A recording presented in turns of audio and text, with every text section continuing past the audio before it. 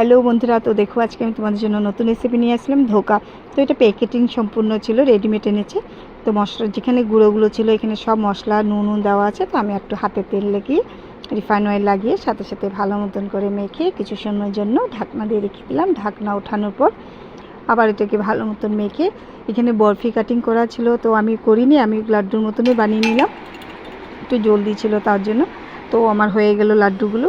তো আমি সাথে এখানে করেছি, এখানে লাড্ডুগুলোকে দিয়ে একটু কম স্টিমে ভাজাটা করে নিলাম লাল লাল করে। সাথে মশলা করেছি পেঁয়াজ কুচি, টমেটো কুচি, কাঁচা লঙ্কা দিয়ে, সাথে আদা রসুনের পেস্টটাও রেখে দিলাম, ফোড়ন দিয়েছি জিরা তেজপাতা এগুলো দিয়ে, সাথে পেঁয়াজ কুচি টমেটো কুচিও দিয়ে একটু লাল লাল করে ভেজে মশলাগুলো ঢেলে ভালো মতো কষা কষা করে সাথে আদা রসুনের পেস্টটাও দিয়ে দিলাম, হলুদ গুঁড়ো নুন জিরা গুঁড়ো এগুলো দিয়ে ভালো মতন মাখিয়ে মশলাটা হয়ে গেছে যখন, ওখানে আলুগুলো আর যে বড়াগুলো বানিয়েছিলাম সেগুলো দিয়ে ভালো মতন নাড়িয়ে নেব। যে দেখো আমার একটা মশলা যখন হয়ে গেছে, আমি একটু ঝোল দিয়ে কিছু সময়ের জন্য গ্যাস কমিয়ে রেখে দিলাম যাতে বড়াটা একটু নরম হয়ে যায়।